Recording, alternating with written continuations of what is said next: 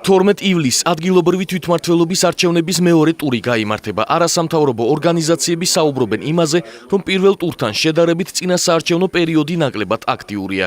ახალგაზრდა იურისტთა ასოციაციის ხელმძღვანელი კახა კოჟორიძე აღნიშნავს, რომ ამ პერიოდში დაძაბულობისა და დაკავებების გამო ამომრჩეველი ნაკლებად იღებს ინფორმაციას საარჩევნო სუბიექტების პროგრამების შესახებ. არასამთავრობო ორგანიზაციები უარყოფითად აფასებენ მთავრობის მიერ გამოცხადებული მორატორიუმის დარღვევას. სამართლიანი არჩევნების იურისტი ნინო ჯანაშია მიიჩნევს, რომ წინა საარჩევნო გარემოზე კარგად არ აისახება ერთ-ერთი ოპოზიციური პარტიის საარჩევნო შტაბის ხელმძღვანელის დაკავება.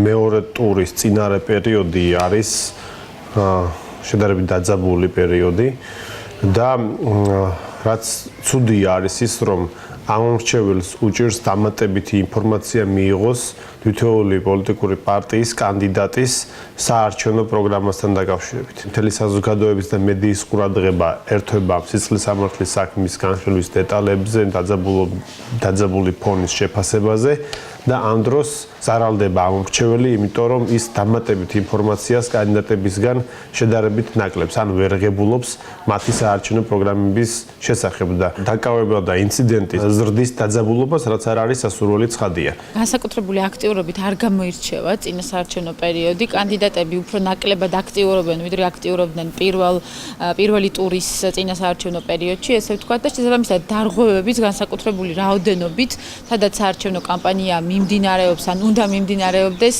პრინციპში არ დაგვიფიქსირებია. ზოგადად უარყოფითად ვაფასებთ მორატორიუმის დარღვევას, რადგან მიუხედავად იმისა, რომ მორატორიუმი არ არის არანაირი სამართლებრივი, ესე ვთქვათ, ინსტრუმენტი და რასაკვირველია ეს არ არის იმუნიტეტი, რახან ეს პოლიტიკური გაცხადებული ნება იყო მმართველი პარტიის, ალბათ უმჯობესი იქნებოდა თუ გადაუდებელი აუცილებლობა ან რაღაც საპროცესო ვადების უხეში დარღვევა არ გამოიკვეთებოდა, ეს მორატორიუმი არ დარღვეულიყო და ეს რასაკვირველია ალბათ არ აისახება ზოგადად კარგად წინა საარჩევნო გარემოზე, როცა ერთ-ერთი ოპოზიციური პარტიის საარჩევნო შტაბის ხელმძღვანელი დაკავებულია.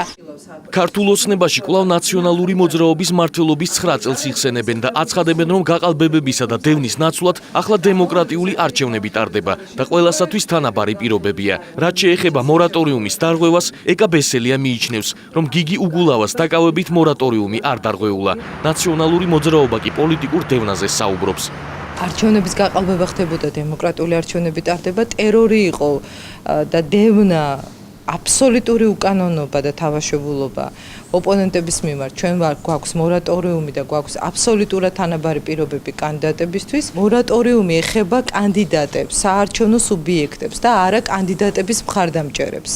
და მორატორიუმი არ ეხება ისეთ შემთხვევებს, რომელიც არის გადაუდებელი ღონისძიება. კანონზე მაღლა მორატორიუმი, ან პოლიტიკური განცხადება ვერ დადგება. არანაირი წინა საარჩევნო გარემო არ არსებობს. პარტია, რომლის ლიდერი და რომლის საარჩევნო შტაბის ხელმძღვანელი არის ციხეში, პარტია, რომლის კანდიდატები არიან ციხეში, პარტია, რომლის დეპუტატებს ცემატყეპით აპატიმრებენ, პარტია, რომელსაც ხალხმა განუსაზღვრა როლი მთავარი ოპოზიციური პარტიის, მაგრამ ხელისუფლების მხრიდან ის არის სრულებით უფლება აყრილი. ეს პარტია მაინც აგზელებს ბროლოს, მიუხედავად ამ უსამართლობისა, მიუხედავად ამ უმსგავსობისა. მაგრამ წინა საარჩევნო გარემოზე და საარჩევნო გარემოზე საერთოდ საუბარი არ არის, არანაირი მინიმალური სტანდარტიც კი არ არის დაკმაყოფილებული, სამწუხაროდ საქართველოს დაემსგავსა იმ ტიპის ქვეყნებს, რა ვიცი, შუა აზიის ან აზიის იმ ტიპის ქვეყნებს, სადაც არჩევნები მხოლოდ არის ლეღვის ფოთოლი და ფორმალობა, მეტი არაფერი. საქართველოში ადგილობრივი თვითმმართველობის არჩევნები 15 ივნისს გაიმართა. ქართული ოცნების თბილისის მერობის კანდიდატმა ხმათა 46,9% მიიღო. ნაციონალური მოძრაობის კანდიდატმა კი 27,97%. თბილისის გარდა მეორე ტური საქართველოს კიდევ 7 თვითმმართველ ქალაქსა და 13 თვითმმართველ თემში გაიმართება.